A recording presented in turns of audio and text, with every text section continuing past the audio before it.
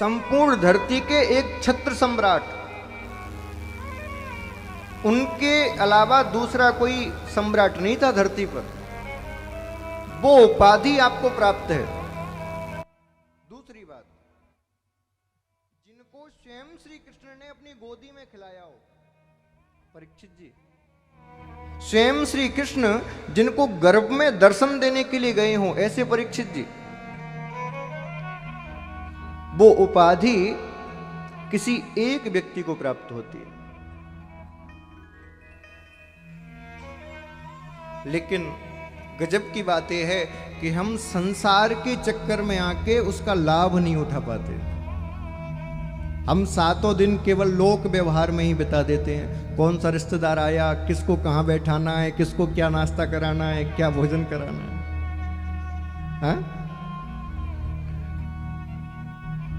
बंधुओं, लोक व्यवहार निभाने के लिए भागवत नहीं है। भागवत क्या है? भागवत तो मृत्यु की तैयारी है। क्या है? जो व्यक्ति कथा कराता है, इसका मतलब यह है कि अब उसके मन में आ गया है कि मैं सांसारिक काम मैंने सारे कर लिए, अब मुझे परलोक की तैयारी करनी है। मैंने संसार में नाम कमा लिया, प्रतिष्ठा प्राप्त कर ली, धन कमा लिया, अपने बच्चों को विधिवत रूप से कारोबार दे दिया, अब मेरी जिम्मेदारी इस लोक की पूरी हो गई, अब उस लोक को संभालना है। वो व्यक्ति कथा कराता है।